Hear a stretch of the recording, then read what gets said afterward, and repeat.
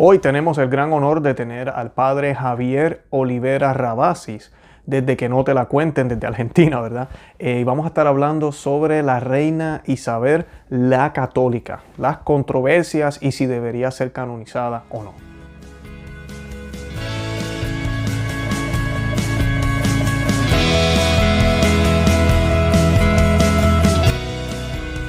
Bienvenidos a Conoce, Ama y Vive tu Fe. Este es el programa donde compartimos el Evangelio y profundizamos en las bellezas y riquezas de nuestra fe católica. Les habla su amigo y hermano Luis Román y quisiera recordarles que no podemos amar lo que no conocemos y que solo vivimos lo que amamos. Hoy nos está acompañando el padre Javier Olivera Rabassis.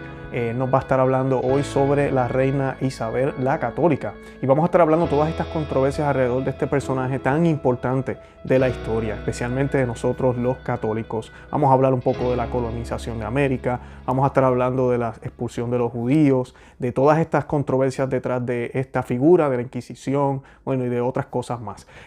Yo los invito a que vean los enlaces que estamos colocando en la descripción de este video para que puedan accesar toda la información relacionada al padre Javier Olivera Rabassis y todo lo que él tiene que ofrecer relacionado al tema de hoy y a otros temas. Y también los invito a que vean el otro programa que ya habíamos hecho con el padre sobre las deformaciones históricas. Todos esos enlaces están aquí debajo en la descripción. También en el podcast los tenemos en la descripción. Yo los invito a que se suscriban aquí al canal en YouTube, que compartan el video en todos los medios sociales para que más gente nos conozcan y que visiten nuestro blog Conoce, Ama y Vive tu Fe. Y nos pueden encontrar en todos los medios sociales por Conoce, Ama y Vive tu Fe. Bueno, que el Señor los bendiga y sin más preámbulo los dejo con la entrevista. Y el gusto de estar acompañado del padre Javier Olivera Rabassis desde Argentina, que nos va a estar hablando un poco de la reina Isabel, toda la controversia que hay con la reina Isabel, de si es santa, es una villana, es una tirana, debería ser canonizada o no. Él nos va a estar hablando un poco de todo eso, de su vida y de la controversia alrededor de esta figura tan importante para los católicos. Antes de yo comenzar a introducir al padre un poco, yo quisiera preguntarle, padre, ¿cómo está? ¿Cómo se encuentra hoy? Bueno, muchas gracias Luis por invitarme. Muy bien, gracias a Dios y muy contento de estar nuevamente aquí en el canal. Qué bien, qué bueno. El padre, para que sepan, estuvo ya con nosotros, el padre Javier Olivera Rabassis, estuvo con nosotros haciendo un programa sobre las falsedades históricas. Yo los invito a que vean ese programa, excelente programa, y también los invito a que visiten el canal del padre Javier Olivera Rabassis, que se llama, él tiene el blog, se llama Que no te la cuente, el website, que no te la cuenten.org, no .com, .org. Y el canal de YouTube son las siglas o las letras, que es la Q, la N, T, L, C. Y lo estamos colocando aquí ahora en la pantalla para que lo puedan ver.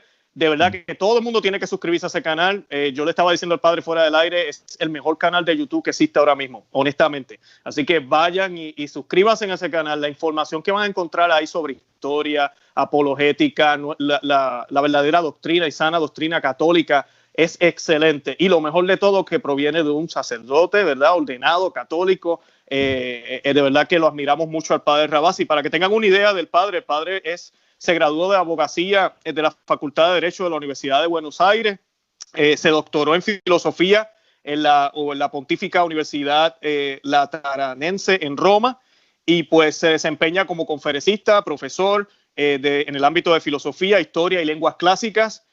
Además de eso es autor de 10 libros, no sé si tengo el número correcto, no sé si son más, 10 libros, entre ellos está la colección, 3 libros si no me equivoco, padre, ¿verdad? De Que no te la cuenten. Sí. Yo he leído 2 hasta ahora y pues la razón por la cual nos motivamos para hacer este programa fue porque ya iba por la parte de la reina Isabel y pues me impresionó mucho las malas concepciones que yo tenía y que mucha gente tiene sobre ella. Y además de esto, pues, además de eso, el padre también está ofreciendo un curso que vamos a estar hablando de eso más adelante, que invitamos a todo el mundo. Es un curso excelente.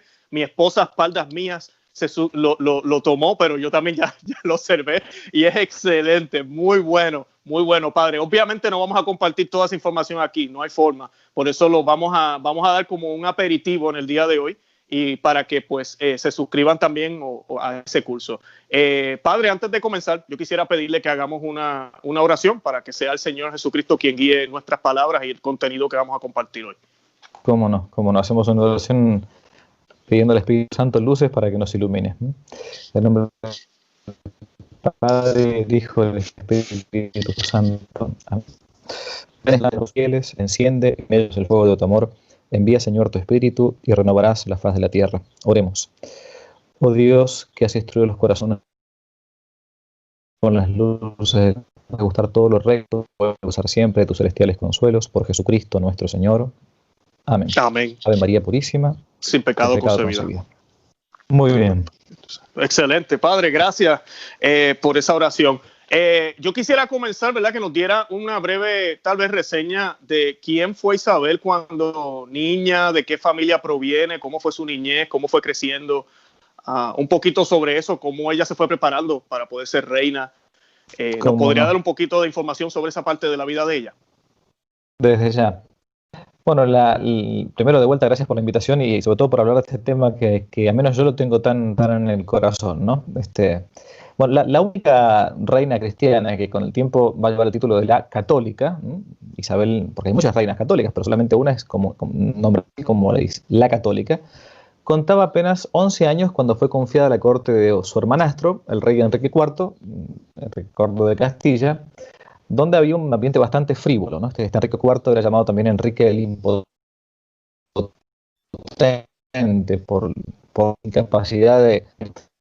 Y bueno, en ese ambiente un poco frívolo tuvo que vivir la reina Isabel. Estamos hablando de un personaje de fines o de mediados de 1400, es decir, mediados del siglo XV, para que más o menos nos ubiquemos en la historia, en lo que hoy conocemos como España. Sabemos que España hoy es un país, pero en la época de Isabel y de Fernando, los reyes católicos, era todavía un conjunto de reinos que estaban unificándose. Los que van a terminar con la gran reunificación van a ser justamente este matrimonio, Isabel y Fernando. Bien, en este ambiente bastante descuidado, un ambiente cortesano, el alma de Isabel la Católica va a anhelar siempre las cosas grandes, como decimos en la moral, que era una mujer con un alma magnánima, tenía un alma muy, pero muy grande, ¿no? Isabel va a tener incluso la posibilidad de educarse, a pesar de todo esto, con el arte de las buenas letras, va a estudiar la poesía, la pintura, la historia, la retórica, va a saber algo de latín y de griego, incluso como lenguas clásicas, va también a saber a cabalgar, ¿no? Cosa que no era muy común para la época, una mujer que supiera incluso el arte de la equitación, y se va a empapar siempre gracias a los buenos preceptores que tenía venidos de la Universidad de Salamanca, en una filosofía y una teología muy, pero muy realista. Amparada, estos preceptores que eran como tutores, profesores, en la teología y filosofía de Santo Tomás de Aquino. Es decir, una mujer con los pies sobre la tierra, ¿no? No es una mujer, digamos, era de familia real, pero no era simplemente una mujer que era así como una princesita impecable, no, era... Aparte por su modo de ser, su temperamento, era bastante inquieto. Había heredado de sus padres el gusto por las canciones populares, ¿no? Y fue por medio de los romances españoles, estas canciones donde narraban las historias, las leyendas antiguas, medievales. Ella va a ser una mujer que se va a empapar de todo este ambiente, incluso heroico, de los grandes hombres de lo que hoy conocemos como España. ¿Cómo era por fuera? Por fuera, hoy se nos narra, incluso de bastantes pinturas que la pintan así, una de las mujeres más hermosas de su tiempo.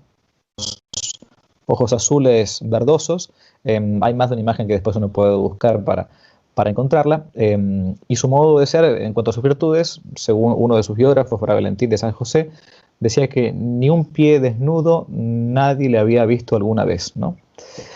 Bien, una mujer, digamos, que hoy por hoy donde se comienza a valorizar todo el tema de los movimientos, entre comillas, feministas y qué sé yo, muchas de estas feministas deberían realmente conocer, ¿no? Bueno, entonces eso es un poco la historia. Ella es una mujer nace de una familia real y que con el tiempo le va a tocar en suerte ser una grandes, creo yo, la gran reina cristiana de todos los tiempos. Le quieren imponer en un momento, cuando es adolescente, un malvado, un hombre llamado Pedro Girón, se lo quieren imponer como a la fuerza para que se casase. Su hermanastro Enrique IV le quiere imponer este hombre, y ella había decidido siempre casarse con aquel que ella decidiese y que nadie le impusiera, a pesar de ser de familia de reyes, que nadie le impusiese a aquel hombre con el cual iba a compartir su lecho y su vida, ¿no? Y bueno, este hombre era un hombre que se regodeaba o se revolcaba con otras mujeres, un hombre de mala vida, incluso era un falso converso del catolicismo. No olvidemos que en el siglo XV nos encontramos con muchos que, ahora vamos a hablar quizás del tema este después, que eran católicos convertidos, pero ficticiamente, los que se conocían con el nombre de los marranos, ¿no? Aquellos que eran judíos. En España había muchos judíos, ¿no? No había un reino de Israel como ahora, después del año 48, ahí está el país Israel. Antiguamente no, los judíos estaban en la diáspora, separados, dispersos. Bueno, entonces en España había muchos judíos, y muchos de estos que se convertían falsamente al catolicismo solamente para poder gozar de algunos beneficios de ser católico. Los judíos en España eran tolerados como extranjeros, así como uno puede ser un gitano en un país extranjero y tener un permiso de residencia simplemente, o en Estados Unidos tener un permiso de residencia pero no ser un ciudadano norteamericano. Bueno, más o menos esta fue para no ser demasiado largo sobre la vida de Isabel, su infancia, su adolescencia, hasta el tiempo de este posible casamiento con este Pedro Girón. Como ella no quiso y le querían imponer de todos modos, ella dijo, bueno, ya que el señor de la tierra, mi hermanastro, Enrique IV, no quiere sacarme este yugo de encima, le voy a pedir al rey de los cielos, ya que el rey de la tierra no me lo permite.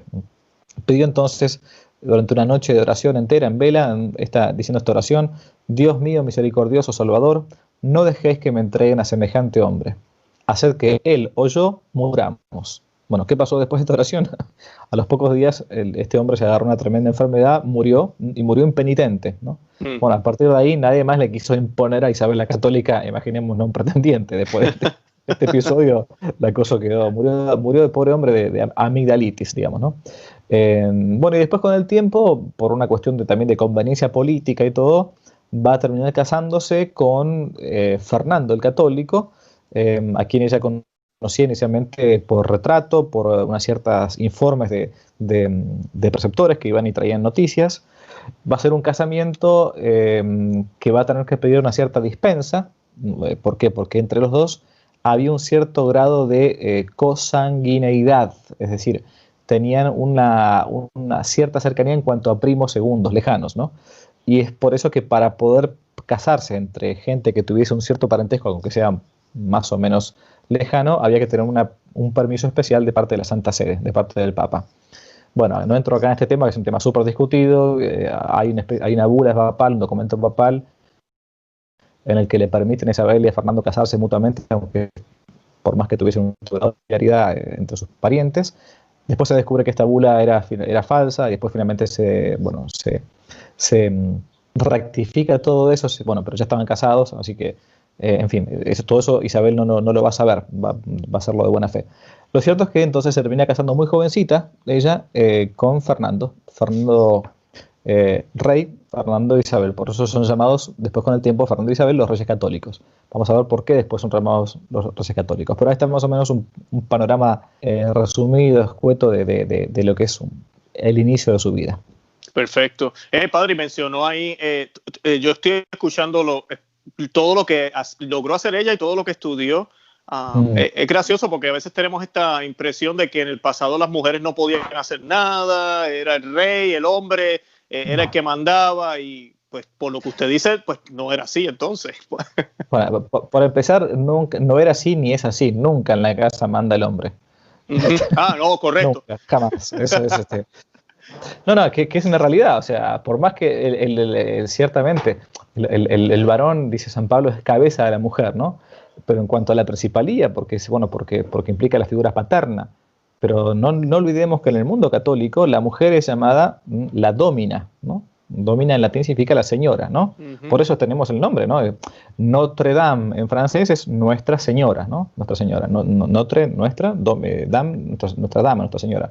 Lo mismo también, acá en mi país le decimos la patrona. La patrona es la que no se la toca, o sea, la madre de la casa, de la esposa. Por eso el dicho que detrás de todo gran hombre hay una gran mujer. Pero bueno, es parte del mito anticatólico de que la mujer, bueno, es un tema aparte para tocar, que la mujer era una especie de personaje de segunda y todo, al contrario. Eso ya desde el misal tenemos en los nombres de las primeras mártires de la iglesia cuando se nombra la Santa Misa, ¿no?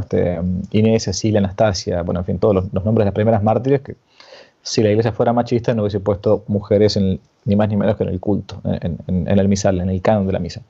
Bien, pero bueno, Isabel la Católica, entonces, hasta ahí un poco lo que es su vida.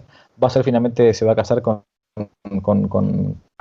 Fernando, con el príncipe Fernando, después de la muerte de su hermanastro Enrique IV, va a tomar ella el papel de reina, ¿no? Entonces van a ser reyes de Castilla, León y Aragón. Eso va a ser el título de los reyes católicos. Y van a tener un reinado bastante largo, ambos, donde van a tener muchísimos episodios importantísimos, no solamente para la historia de Europa, sino también para nosotros, los hispanoamericanos o latinoamericanos. Perfecto. Padre, y ella en su reinado, ¿verdad? No, ella pues, tuvo, si no me equivoco, creo que fueron 5 hijos. Ella fue madre, esposa. Madre, esposa, dirigente. Correcto. ¿Cómo puede ser ella ejemplo para la mujer de hoy, padre? Bueno, claramente que es una mujer del todo particular, porque no es una mujer que solamente se dedicó a tener hijos, con todo lo que eso implica, que es un camino de santidad totalmente válido, o a criarlos, sino que fue mujer, pero aparte fue reina. Entonces, y durante muchísimos años. Entonces, el planteo de mi devoción por la reina Isabel la Católica va más que nada tanto por el ámbito de su maternidad o la educación de sus hijos y todo, que tuvo hijos incluso muy buenos, sino sobre todo por lo que ella hizo de más importante a lo largo de su vida, que fue sus virtudes políticas. Es decir, a ver, para que uno explique, o sea, para que yo me explique, mejor dicho, uno puede hacer el bien a un par de personas, como puede ser un papá o una mamá, y entonces el bien lo hace inicialmente a sus hijos, principalmente a su deber de Estado, porque es padre y madre y tiene sus hijos y entonces a Dios y los educa para el cielo, y entonces esos hijos después van a educar, si Dios quiere, para el cielo a sus nietos, y así entonces el bien se va multiplicando. Pero cuanto más grande sea ese bien, mayores frutos también después se sacan. En el caso de Isabel la Católica, como en el caso de cualquier otro gobernante, el bien puede ser tremendamente multiplicable, o el mal también puede ser tremendamente multiplicable. Por eso que los dirigentes políticos, amén de su vida personal, con su familia, sus hijos, etc., son juzgados por una virtud especial que se llama así, lo tenemos así en la Suma Teológica, Santo Tomás de Aquino, la prudencia política, es decir, la prudencia del gobernante. Es decir, si con sus virtudes como dirigente logró hacer que un país o un grupo de personas, o un reino, en este caso, o varios reinos, logren las condiciones elementales para que las personas que viven bajo su mandato puedan alcanzar el cielo. Y eso es lo que uno hace cuando se plantea las elecciones de cualquier país, ¿no? Entonces uno dice, bueno, a ver, ustedes en Estados Unidos ahora están a punto de bueno, uno claramente querría que tuviese a San Luis Rey de Francia como candidato, bueno, pero hay dos, ¿no? Hay dos candidatos claros. Bueno, ¿cuál de estos dos, por lo que yo veo, me van a facilitar a mí más la vida como católico para poder alcanzar el cielo? ¿Este o este otro? No está canonizando a nadie, ¿no? O sea, si el día de mañana, en el caso de Isabel la Católica, mi juicio es muy claro, ha tenido muchísimos modos de que uno se le pudiese ya hoy por hoy beatificar, por lo menos muchas alternativas para beatificarla, pero en los dirigentes entonces no se dice nada más que, en este caso como mujer, ella, a la pregunta, lo que fue ella en su vida simplemente personal, particular, en la educación de sus hijos, sino sobre todo en lo máximo que hizo, que fue la dirigencia de varios reinos, y después ni más ni menos, ¿no? Que la conquista del Nuevo Mundo. Por eso uno de los testigos de la positio canónica de la causa de beatificación de Isabel la Católica va a decir la siguiente frase, ¿no? Que ¿qué más milagro podemos buscar en Isabel que en la conquista y evangelización de América? Bien dicho, ya. Ella con eso, vamos para rato. Claro. Ya yendo por esa línea, esa es una de las preguntas que le quería hacer. ¿Qué cosas ella ha hecho que se considere ella para ser canonizada? Ya usted mencionó una ahorita. Mencionó también que el tipo de ella gobernar, no sé si habrá algún ejemplo que nos pueda dar brevemente, de que ella gobernaba con esa prudencia espiritual para que acercar las almas a Cristo. Qué triste que los gobiernos ya no son así, ¿verdad? Pero claro. ese era el tipo de monarquía católica del mundo, y se ha perdido. ¿Nos podría dar algunos ejemplos de esto, de qué factores podemos decir, no, es que mira aquello, mira lo otro, que realmente soportan la causa de canonización de la reina Isabel? Bueno, en primer lugar, el nombre, Isabel la Católica. La gente habitualmente no sabe por qué fue llamada la Católica, o cree que es que católica, como el apelativo de la Católica, es bueno porque era católica, punto. No, o sea, a Luis Román no lo conocen como Luis Román el Católico. A veces me dicen protestante. Está bien, pero a mí no me dicen Padre Javier, el Católico. El Católico es un título específico que fue dado por un papa a los reyes católicos por una actividad específica que ellos realizaron, por la cual, paradójicamente, al día de hoy, son muchas veces vapuleados o denigrados. ¿Y cuál fue por qué son llamados los reyes católicos, ¿no? Por una cosa muy concreta que hoy por hoy a algunos se puede llegar a escandalizar, que es la suspensión del derecho de residencia de los judíos que vivían en España. O sea, por aquello que algunos hoy escandalizar, en otro tiempo ellos fueron nombrados con el título de los Reyes Católicos. Bueno, claro, para entender todo esto hay que adentrarse entonces en esta problemática concreta, que a mi juicio fue de las más prudentes que tuvieron en aquel momento. Esa es una, podemos hablar de esa. Otra, bueno, lo que hicieron puntualmente con lo que fue la reforma de la Iglesia en su tiempo. No olvidemos que en tiempo de los Reyes Católicos la Iglesia estaba sufriendo se encontraba una gran decadencia que va a ser como el fermento, ¿no? como si fuera la masa de lo que va a ser después la mal llamada Reforma Protestante. Los Reyes Católicos, por las dudas, nos seguimos, porque si no, a veces uno no está familiarizado con las fechas, nos ubicamos de vuelta. Nos encontramos más o menos a mediados o fines de 1400. Lutero desde 1517. Varios años, casi 10 años después de la muerte de Isabel la Católica, la ruptura de Lutero. La ruptura de los protestantes en Inglaterra en 1530 con Enrique VIII. Pero en 1400, gran parte de Europa, en muchos sectores de la Iglesia, había una relajación de las costumbres en la vida religiosa. Los curas a veces no celebraban misa todos los días. Había corrupción, curas que vivían amancebados con mujeres, ¿no? No se vivía bien concretamente la vida religiosa. Muy bien, muy bien. Entonces, ¿qué fue otra de las cosas que hizo Isabel la Católica? Fue reformar ella como reina, al menos en sus reinos, ella a la cabeza, digo yo, fue intentar reformar las costumbres de los conventos, de los monasterios y de la vida sacerdotal en general.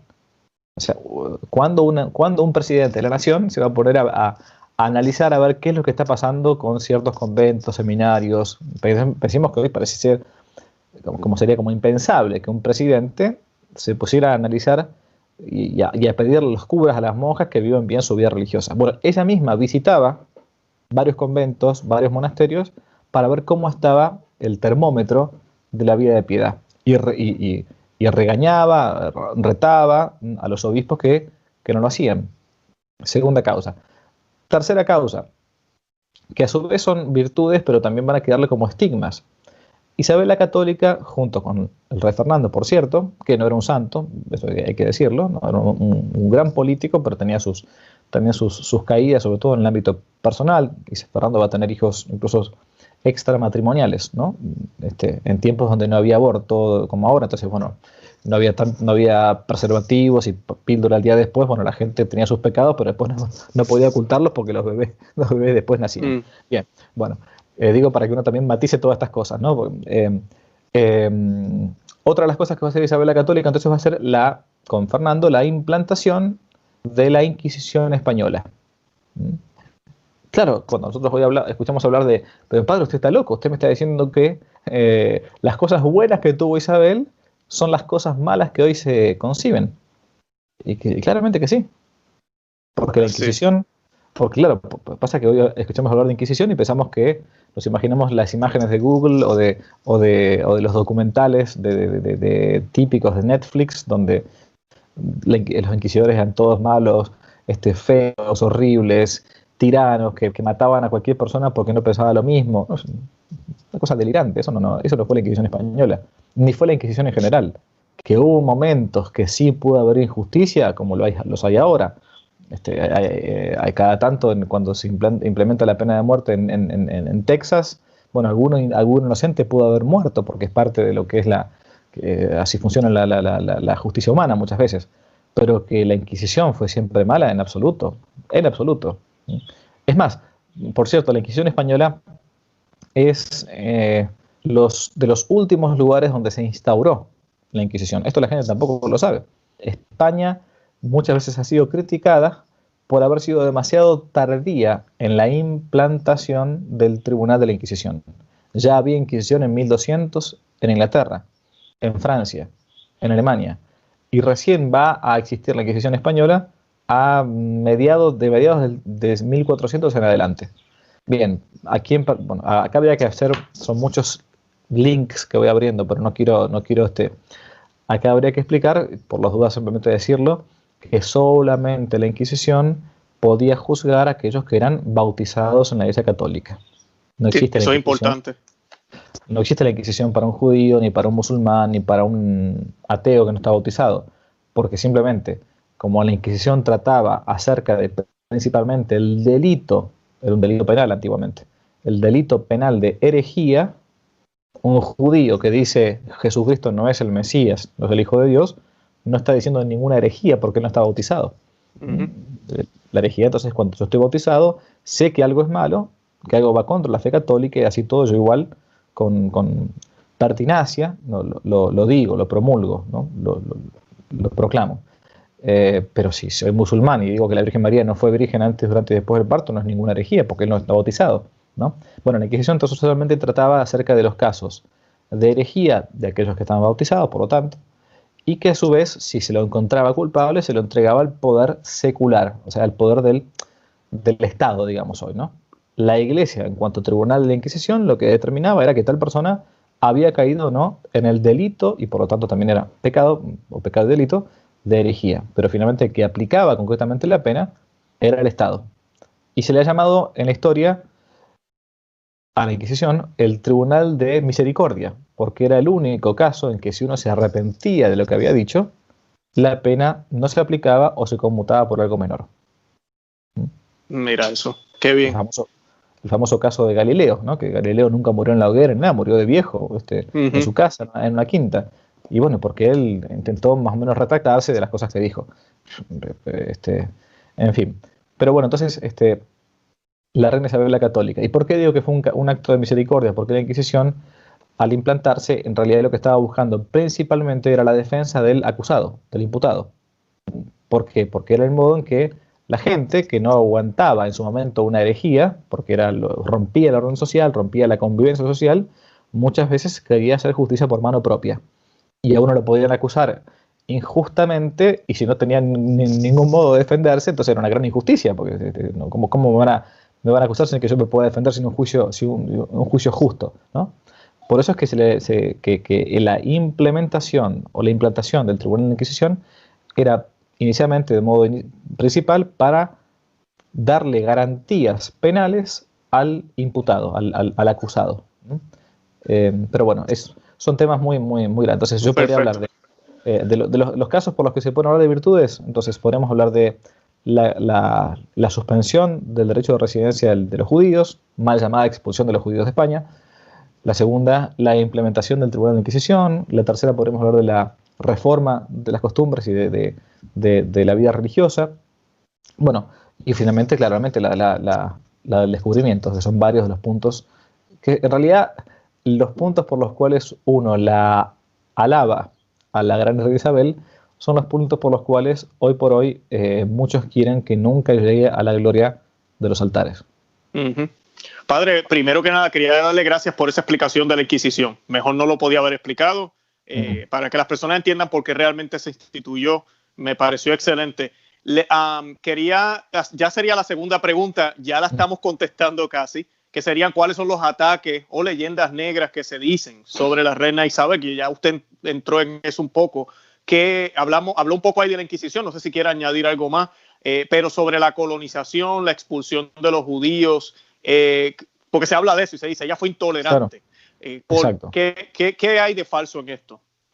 Bueno, mire, esos son los... cuando uno analiza la literatura acerca de la reina Isabel la Católica y sobre todo puede analizar lo que se llama la positio canónica, que es el resumen de la causa de beatificación de Isabel la Católica, que ya está prácticamente terminado, es un volumen gigantesco, que de hecho se encuentra disponible si alguno quiere estudiarlo, como estudioso en internet, lo puede estudiar, se encuentra allí.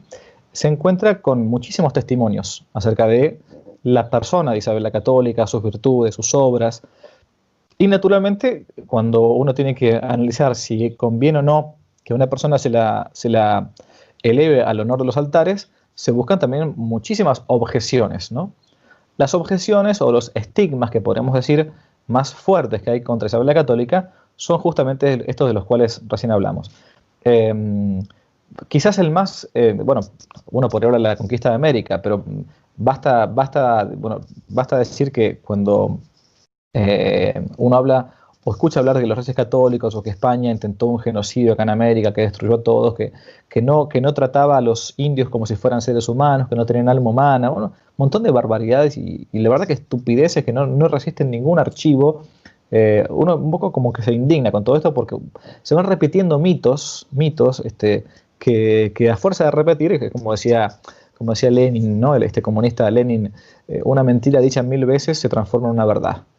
Claro, entonces se va repitiendo, entonces uno termina creyéndose esa mentira.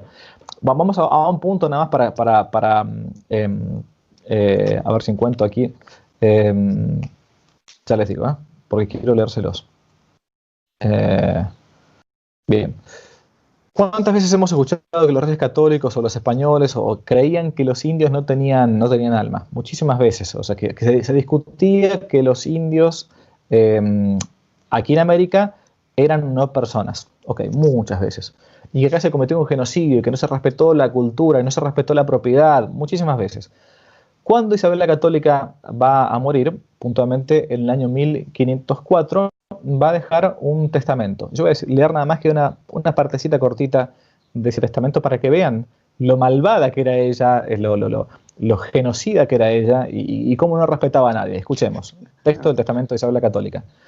Cito: cuando nos fueron concedidas por la Santa Sede Apostólica las islas y tierra firme del mar Océano, descubierto y por descubrir, América, nuestra principal intención fue, al tiempo que lo suplicamos al Papa Alejandro VI, el que estaba todavía entonces gobernando la Iglesia, que nos hizo dicha concesión, de procurar inducir y traer los pueblos de ellas y convertirlos a nuestra santa fe católica, y enviar a su dicha personas doctas y temerosas de Dios para instruir a los vecinos y moradores de ellas a la fe católica y adoctrinarlos y enseñarles buenas costumbres y poner en ellos la diligencia de vida según más largamente en las letras de dicha concesión se contiene. Por lo tanto, dice la reina Isabel la Católica antes de morir, suplico al rey mi señor, Fernando de Aragón, muy afectuosamente, y encargo y mando a la princesa mi hija y al príncipe su marido, que así lo hagan y cumplan, y que este sea su principal fin, y en ello pongan mucha diligencia. Y termina: y que no consientan ni den lugar a que los indios, vecinos y moradores de dichas indias y tierra firme, tanto ganadas como por ganar, reciban agravio alguno en sus personas o en sus bienes. Más bien, manden que sean bien y justamente tratados. Y termina: y si algún agravio han recibido, los remedien y provean, de manera que no se exceda alguna cosa de lo que por las letras apostólicas de dicha concesión nos ha sido mandado. Es decir, hasta en su testamento coloca esto. Cuando vuelve de su primer viaje Colón y trae algunos indios como muestra, los trae como esclavos Colón, ¿no? La primera cosa que hace Isabel es: ¿usted qué está haciendo con esta gente? Libérela rápidamente, son gente libre. ¿Desde cuándo uno puede esclavizar a otro? O sea, bueno, eso es lo que los Reyes Católicos plantearon el modo en que debía trabajarse aquí en América. A partir de los Reyes Católicos y posteriormente después con Carlos V, Felipe II, se va a implantar aquí las famosas 8 horas laborales de trabajo, para que justamente los indios no trabajen de más. Los descansos, bueno, en fin, todo lo que es la legislación de Indias, que es un tema aparte. Isabel la Católica respecto de América, no solamente que fue gracias a ella que finalmente Colón llegó a descubrir América y después que esto se transformase en un continente católico prácticamente completo. Imaginémonos si no hubiésemos sido descubiertos por, no sé, por protestantes, digamos, ¿no? O por musulmanes, o por lo que fuera, ¿no? Bueno, fue gracias a Isabel que lo rescató a Colón, que estaba por irse de vuelta nuevamente a Francia para pedir posibilidad de hacer su famoso viaje. La conquista de América. Después el punto creo que crucial, más fuerte, es el de la expulsión, entre comillas, de los judíos, ¿no? Bien, ¿qué sucedía? Hay que entender todo esto en un contexto. Estoy haciendo un compilado grandísimo, ¿no? Nos encontramos con que Constantinopla había caído, la gran sede del Imperio Romano de Oriente había caído en manos de los turcos, ¿no? Hoy por hoy Estambul, Turquía, ¿no? Antiguamente eso era Constantinópolis, ¿no? La ciudad de Constantino, el pulmón de Oriente de la Iglesia, Bizancio también. Bien, 1453 cae Constantinopla. Los turcos vienen avanzando, los musulmanes comienzan a avanzar. Los reyes católicos estaban terminando de dominar y de expulsar a los últimos que quedaban, o de reconquistar los últimos reinos que quedaban, o el último reino que quedaba musulmán en la península, que era el reino de Granada. Aquí no hay que olvidarse que por allá por el principio del siglo VIII, gran parte de España fue dominada y conquistada por los musulmanes, salvo Asturias, que es la zona del norte. Todo el resto era musulmán, prácticamente todo el resto era musulmán, donde se convivían católicos y musulmanes, ciertamente, pero eran ciudades que habían sido dominadas por el Islam durante siglos, ¿no? Poquito a poco, a partir de Pelayo, ¿no? Comenzó la reconquista, poquito a poco, desde arriba hacia abajo, hasta que los reyes católicos ya estaban terminando de reconquistar todos los reinos de España y a su vez unificarlos. El último, entonces, repito, Granada. Muy bien, entonces, 1453, los turcos están avanzando, los musulmanes están avanzando, quiero decir, y a su vez los españoles, los católicos españoles, sabían que cuando había sido la invasión musulmana del siglo VIII, habían sido los judíos los que habían ayudado a los musulmanes para avanzar contra los católicos. Esto lo que estoy diciendo yo no lo dicen los católicos, lo dicen la misma enciclopedia judía. Por eso en mi libro, que no te la cuento en dos, yo intento citar máximamente, cuando hablo del tema nada más que autores judíos. Nada más que autores judíos, para que uno no lo tilde rápidamente de cualquier mote o apelativo que uno lo pueda descalificar, ¿no? Entonces uno dice, está en... No, a ver, son los judíos los que hablan de este tema. Muy bien. Entonces, el malestar que existía era muy grande en el pueblo católico respecto de los judíos, aunque había una cierta convivencia pacífica, ellos vivían en un gueto, los que no eran católicos, en la España católica, se mantenían como extranjeros dentro de un país extranjero con un permiso de residencia. Se pagaba, tenían sus leyes aparte, por ejemplo, ellos podían realizar el préstamo a interés, incluso el préstamo usurario. Un católico no podía hacerlo, por eso los prestamistas eran judíos. De ahí el Shylock, el famoso mercader de Venecia, la famosa obra de teatro de Shakespeare, ¿no? Donde un católico va a pedirle plata a un judío, a un prestamista, a Shylock. Bien, entonces había una cierta enemistad bastante latente por todo esto que se podían venir de vuelta a los musulmanes. Bien, había escaramuzas, a veces había injusticia también de parte de los católicos hacia los judíos. Es decir, era un régimen de ciudadanía tolerada, se toleraba. Hasta que en el año 1492, ¿no? A principios de ese año, justo el mismo año de la conquista de América, en ese mismo año pasan tres cosas muy fuertes. Conquista de América, expulsión de los judíos y la reconquista de Granada, ¿no? Las tres cosas importantes de un año providencial. Hay un asesinato ritual muy, muy duro, muy horrible, cerquita de la ciudad de Toledo, en la en un pueblito llamado La Guardia, ¿no?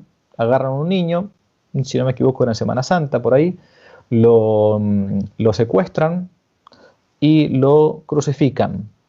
Lo crucifican, creo que hasta incluso le sacan el corazón, una cosa muy tremenda, muy dura. Lope de Vega después va a hacer una obra de teatro sobre el Santo Niño de la Guardia. Se discutió sobre la veracidad o no de este episodio, diciendo no, eso fue una excusa para que los católicos finalmente pudiesen expulsar a los judíos. Bueno, lo cierto es que desde el punto de vista de la historia es algo bien probado el día de hoy. Bueno, no continúo con esto porque sería un poco largo, pero entonces era tal la animosidad del pueblo católico respecto del pueblo judío y a su vez, con todo lo que dijimos ya antes, lo mencionamos, de que algunos se convertían en el catolicismo de modo ficticio, porque se iban cumpliendo con sus costumbres judaicas, es decir, ocultamente eran judíos, pero públicamente se mostraban como católicos. Y como uno ya tenía, entre comillas, el pasaporte de católico, podía acceder a ciertos cargos que lo hacían parte de la corona de España, digamos, ¿no? Podía ser juez, podía ser sacerdote, podía ser obispo, lo que fuera. Bueno, muchos de estos llegaban a esos cargos, pero siendo todavía ficticiamente conversos. Esto es lo que se conocían como los marranos, porque como no podían comer carne de chancho, se les llamaba de cerdo, se les llamaba así. Bien, entonces, los reyes católicos, para justamente, ellos tenían incluso en su corte, gente que era judía, que los ayudaba, o conversa. Por ejemplo, los físicos, o médicos, se llamaban así, los médicos se llamaban físicos, en la época de los reyes católicos, muchos de los físicos que atendían a los reyes católicos eran judíos. O sea, no hay ningún, pero ni de cerca esto de antisemitismo, ni mucho menos. Pero había que mantener la concordia política en los reinos. Y sobre todo, había que cuidar a los judíos. Es por esto que, después de muchas vueltas, Isabel la Católica y Fernando van a tomar una determinación muy fuerte que ya había sido tomada en los reinos de Europa 200 años antes. Los judíos habían sido, entre comillas, expulsados de Francia, habían sido expulsados de Alemania, habían sido expulsados de Holanda, es decir, de Bélgica, habían sido, o sea, España es la última que va a tomar esta determinación. Por eso muchas veces hasta se la critica por haber tomado esta determinación demasiado tarde. ¿Qué va a hacer Isabel la Católica y Fernando? Van a dar un plazo para que aquellos que eran judíos y no se convirtiesen al catolicismo, entonces se le iba a suspender el derecho de residencia. Esto es lo que se conoce con el mal nombre de la expulsión de los judíos de España. Es como si análogamente, uno lo va a entender si está en Estados Unidos, lo va a entender perfectamente. Si uno tuviese visa de trabajo en Estados Unidos y a partir de mañana dijese, bueno, miren, la verdad es que hay un problema político muy fuerte en Estados Unidos, lamentablemente aquellos que no son ciudadanos norteamericanos, con todo el dolor se lo decimos, ya no van a poder seguir estando en nuestro país, de modo legal. Lo último quedarán como de modo ilegal. Bueno, ¿y por qué? Bueno, porque es una determinación política que tenemos que hacer por el bien común de esta patria. Bueno, me podrán no gustar, pero yo ingresé a un país donde sabía que las leyes eran estas, no, nadie me engañó de entrada. Bueno, los judíos, en el caso de España en aquella época, España de modo genérico, hablando como nación, se encontraban en un territorio extranjero, tolerados, pagando un impuesto especial, con sus propias leyes, de hecho vivían en guetos, en barrios distintos, ¿no? Tenían contacto normal con los católicos, pero cuando había grandes problemas, bueno, finalmente esto fue lo que sucedió. Y por esta razón, y lo repito porque la gente no lo sabe, por esta razón prudentísima, van a ser nombrados ellos como los reyes católicos. Es decir, ¿para evitar qué? Para evitar grandes conmociones y que haya problemas de justicia por mano propia, para que haya problemas sociales y para salvaguardar el interés de ellos. Entonces les va a dar un plazo determinado para que puedan llevarse sus bienes en letras de cambio. Tienen que dejar sus bienes en España, pero llevarse como si fueran, digamos, cheques, ¿no? Y de ese modo, entonces, fueran a otro país. Que repito, ya lo habían hecho todos los reinos de Europa, prácticamente todos, y España fue de los últimos. Lo que pasa es que solamente como a España se le tiene tanta tirria, tanto odio por lo que hizo en América, de la única expulsión, entre comillas, de la que se habla, es de la española. Así es, así mismo es. Padre, y le pregunto, ¿todavía hay esperanza para que se canonice la reina Isabel o con todas estas ideas modernistas que hay donde quiera, no solo en la historia, ¿verdad? Donde quiera. Tal vez es difícil para la jerarquía de la iglesia algún día canonizarla. ¿Hay esperanza? Mire, en 1992, estaba todo listo para beatificar a Isabel la Católica. Estaba todo terminado, todo listo. Hasta se había anunciado que prontamente se iba a beatificar a la reina Isabel la Católica. ¿Por qué? Porque hace años que Isabel debería estar ya en los altares. Años. Pero justamente como la Iglesia es madre y es maestra, y a su vez el acto de beatificación o de canonización es un acto, y entiéndase bien lo que estoy diciendo, es un acto político de la Iglesia. ¿Qué significa político? De gobierno. Por eso también ahí influye la prudencia política. A Isabel o a San José o a Santa Juana de Arco, no le influye en nada a ella o a él, al santo o a la santa que sea, que uno aquí la declare santa o beata. Claro. Ya está, si ya está en el cielo, está en el cielo. ¿Qué más gloria quiero? No quiero más nada. Quiero nada más que a Dios y estoy con Dios. Por eso es un acto de prudencia política. ¿Por qué? Porque se pone como ejemplo a un personaje en la historia para que los que estamos todavía aquí abajo en la iglesia llamada militante, ¿no?, tengamos un modelo, en este caso un modelo de mujer y gobernante, Isabel la Católica. En el caso de Santa Juana de Arco, bueno, de heroína, ¿no? Bien. Por lo tanto, cuando la Iglesia declara santo o santa a una persona, también ve el contexto histórico. Pongo un ejemplo para que se entienda. Cuando Santa Juana de Arco muere, la gran heroína francesa, todo el mundo la tuvo por una santa rápidamente, aunque fue quemada por una inquisición digamos, falsa, ¿no? Una inquisición falsa. Después rápidamente se revertió ese proceso que le habían hecho contra contra Santa Juana de Arco, pero la Iglesia, a pesar de que Santa Juana muere en el año 1400, más o menos, esperó como casi 500 años hasta beatificarla y canonizarla. Y uno dirá, ¿por qué tanto tiempo? Y bueno, porque era una santa bastante polémica, ¿no? Era una santa que había expulsado a los ingleses de Francia, los había echado, había luchado, ha comandado guerras. Entonces, bueno, era un tema que había que estudiar bien y había que dejar que los ánimos se apaciguasen, sobre todo por la enemistad que hay entre Francia e Inglaterra. Santa Juana de Arco fue la gran heroína francesa contra los ingleses, no hay que olvidarse de eso. Bien, entonces casi 500 años después la canonizó a Santa Juana de Arco. A pesar de que ya en Francia, en los vitrales, en las estatuas, Santa Juana estaba en todas las iglesias. La gente tenía una devoción popular por Santa Juana de Arco de modo natural. Con Isabel la Católica también pasó algo parecido, porque es una dirigente política y tuvo un montón de decisiones que tomar que fueron realmente polémicas. Por eso dejó pasar muchos siglos. Y en el año 1992, tiempo de Juan Pablo II, estaba todo casi listo para beatificarla, porque era justo el quinto centenario, 1492-1992, ¿no? Quinto centenario del descubrimiento de América. Bien, uno se preguntará por qué no se la beatificó. Porque hubo un grupo de personajes que se opusieron públicamente por un cardenal que ahora ya falleció, cardenal arzobispo de París, el cardenal Lustiger.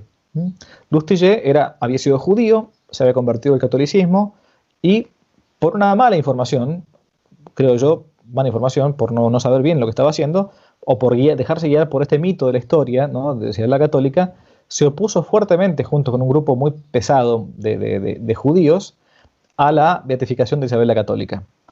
La Iglesia entonces, en ese momento que estaba todo listo para beatificarla, decidió posponer sine die, o sea, sin plazo, la beatificación para tiempos más tranquilos.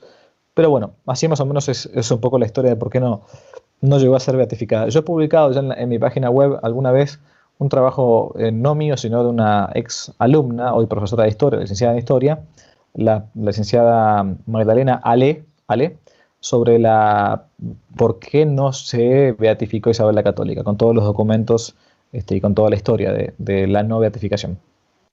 Perfecto. Padre, ¿y qué libro nos recomienda que debamos leer para aprender un poco más de ella y poder, no solo la historia, sino también aprender de su forma de vivir? Bueno, hay un libro que es clásico, de William Thomas Walsh, ¿no? Ajá. Sobre Isabel la Católica. Se encuentra en inglés, se encuentra en español, ningún problema. Eso es un clásico. Otro que puede perfectamente leerse sobre la vida de ella, estoy viendo por importancia, déjeme pensar. Hay un autor francés, falleció hace poquito tiempo, hispanista, llamado Jean Dumont. Jean con J, Jean Dumont, D-U-M-O-N-T. Y se llama así el libro, Isabel la Incomparable. Isabel la Incomparable. Ese es un libro genial, absolutamente genial. Creo que esos dos libros para comenzar tienen para rato. A su vez, esos libros después van citando a otros libros que pueden después conseguir. Excelente. Y también yo les recomiendo el de Que no te la cuente, el segundo. Sé que usted tiene una parte ahí sobre la reina, para que se familiaricen con él. En los libros del padre Javier Olivera, y no porque esté aquí con nosotros, son bien fáciles de leer. Yo sé que hay gente que a veces tiene ese miedo. Ay, pero es que un libro de historia y el lenguaje y me voy a volver loco y no voy a entender nada. El padre escribe de una manera muy, muy abierta, yo digo sencilla, pero muy elocuente, muy correcta, y se entiende. Eso es lo más que a mí me gusta de esos libros. Porque sí, es verdad, hay libros también que son más difíciles de leer y hay que volver otra vez y virar para atrás porque si no uno se pierde. Pero el de usted no es así, así que también le vamos a colocar toda la información en la descripción del video para que puedan obtener los libros que usted acaba de recomendar, pero también los de él. En ese segundo tomo, perdón Luis, lo que yo hice es tomar simplemente los libros que yo conocía, los más importantes, los fui leyendo, los fui resumiendo, fui colocando las citas y hice un compilado, digamos un resumen de los libros y de lo que yo le di la posición canónica de Isabel la Católica, y es uno de los capítulos de el Que no te la cuenten 2. De hecho es el capítulo más largo del libro, porque yo lo iba a publicar ese capítulo como un libro aparte, pero finalmente quedó dentro de ese libro. Es un resumen con el que uno puede comenzar, creo yo, y después a partir de ahí tomar las citas que están ahí. Yo trato siempre de citar las fuentes para que uno pueda después ampliar en otros libros, ¿no? Perfecto. Yo sé que en el canal de usted también usted tiene varios videos. Yo estuve viendo uno que usted hizo hace unos años atrás, una conferencia que usted dio para prepararme para este programa, lo estaba viendo. Y además de eso estamos recomendándoles a todos, yo voy a compartir la información, o si hay algo más que usted quiera compartir me la envía, para los que se quieran suscribir al curso. No sé si nos quiere hablar un poquito de eso, cómo funciona lo del curso, para que los que estén interesados y quieran aprender más de la reina Isabel se puedan suscribir o registrar. Sí. Perfecto, sí. Hace poquito, hace un par de meses, comenzamos con una plataforma, cursos-que-no-te-la-cuenten.org, donde hay cursos sobre filosofía, historia, espiritualidad. Algunos son libres y gratuitos, solamente hay que suscribirse y uno puede ingresar con su número de usuario y con su password, y otros son pagos, con poco dinero, pero es para mantener la plataforma, porque si no podemos. Es una plataforma paga que nos costó algo de dinero, entonces tenemos que tratar de mantenerla. Y bueno, uno de estos cursos que se está dictando de manera paga, pero bastante económica, es el de Isabel la Católica, en varias clases, con imágenes y todo, que prácticamente sigue siguiendo un poco lo que yo fui escribiendo e investigando en estos años, ¿no?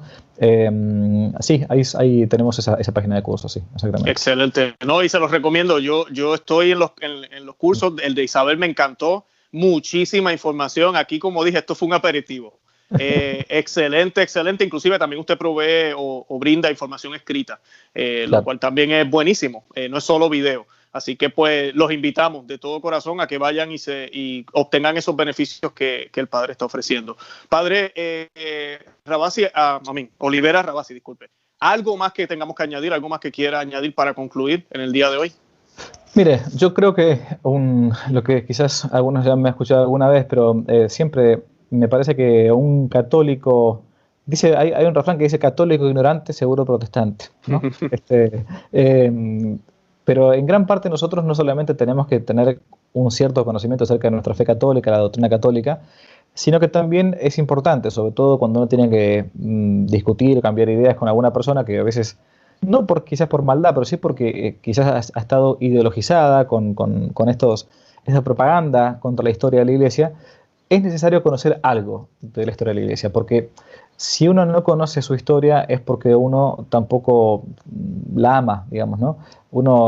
La Iglesia es nuestra mamá, es la madre, ¿no? La madre Iglesia. Y si el que no conoce la historia de la mamá y nunca le preguntó cómo es, de dónde nació, cuál fue su familia, cómo fue su infancia, y es porque mucho no le interesa. Y entonces, si mucho no le interesa, ¿cómo voy a defenderla? es importante que uno aprenda algo de historia de la Iglesia, aunque no hace falta que sea un genio, ni un erudito, ni un intelectual, no, pero algo, o sea, y sabiendo por lo menos responder a las objeciones históricas que me hacen como católico respecto de la historia de mi Iglesia. Entonces, ese es el objetivo principal con el que comenzó el sitio Que no te la cuenten.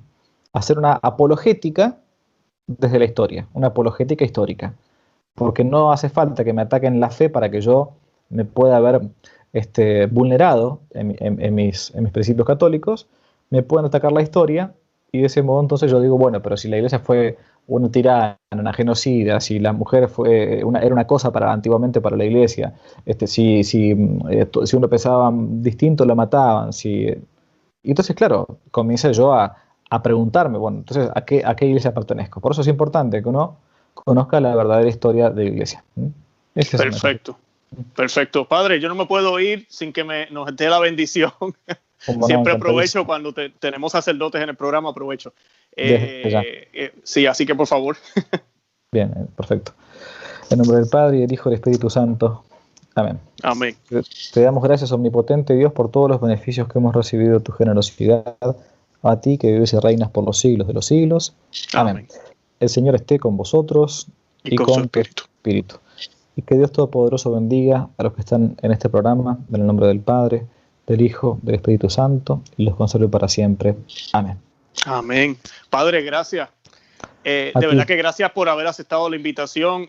Siempre lo tenemos en la mente, como le dije, soy admirador de usted y creo honestamente que su canal es el mejor canal de YouTube que existe. Y pues bueno, le deseamos lo mejor. Dios te perdone las exageraciones. Sí, le quería decir, padre, que estamos orando mucho por Argentina. Sabemos que las cosas allá no están fáciles. Acá también tenemos nuestra batalla política, pero pues ya las iglesias están más o menos normalizándose, pero creo que allá la situación es distinta, así que pues estamos orando mucho por ustedes y por todos los lugares, porque muchas personas nos siguen de distintos lugares donde lamentablemente no hay sacramentos, no hay Eucaristía, no hay confesión todavía. Yo no puedo creerlo, pero pues así es. Así que hay que orar mucho, mucho por eso. Y nada, padre, una vez más, gracias, de verdad que sí. Muchas gracias, Luis. Un fuerte abrazo. Dios les bendiga mucho. Igual, nos despedimos.